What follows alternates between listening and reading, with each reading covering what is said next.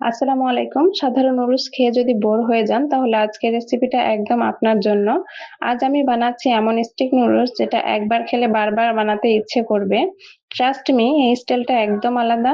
সবচেয়ে ভালো বিষয় হচ্ছে বাসায় থাকা সাধারণ উপকরণ দিয়েই বানানো যাবে।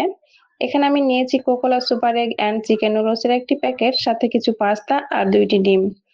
পাস্তা অ্যাড করলে নুডলস আরো ফিলিং হয় আর খেতে আরো রিচ লাগে।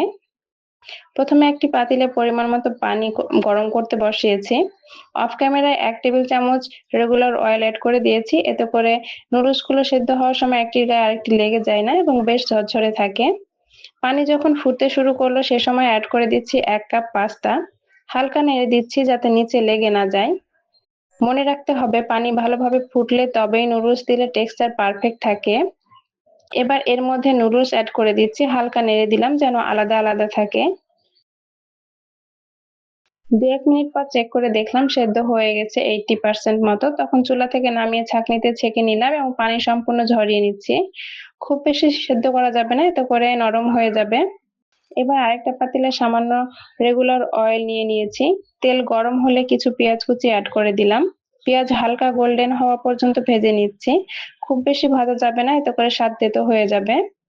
এবার পাত্রে একপাশে 2টি ডিম ভেঙে দিলাম। ডিমগুলো নেড়ে ছড়িয়ে নিচ্ছি যেন সুন্দর স্ক্র্যাম্বল টেক্সচার আসে। ডিম যখন হালকা সেট হয়ে যাবে তখন সব একসাথে মিক্স করে নিলাম।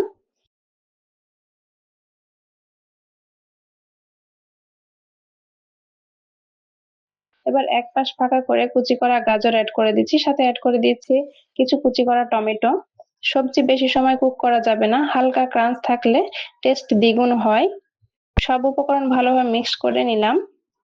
এবার সেদ্ধ করা নুডলস ও পাস্তা অ্যাড করে দিচ্ছি।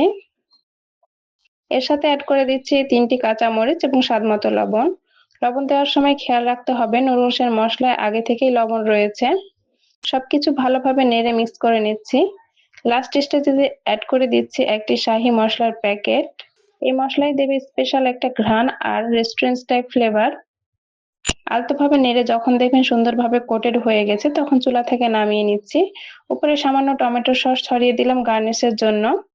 একবার বানিয়ে দেখুন, ইনশাল্লাহ সাধারণ নুডলস আর ভালো লাগবে না।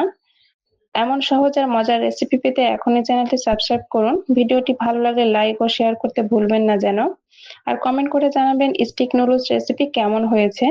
ইনশাল্লাহ আবার হাজির হব নতুন কোনো রেসিপি নিয়ে। ভালো থাকুন, সুস্থ থাকুন। আল্লাহ হাফেজ।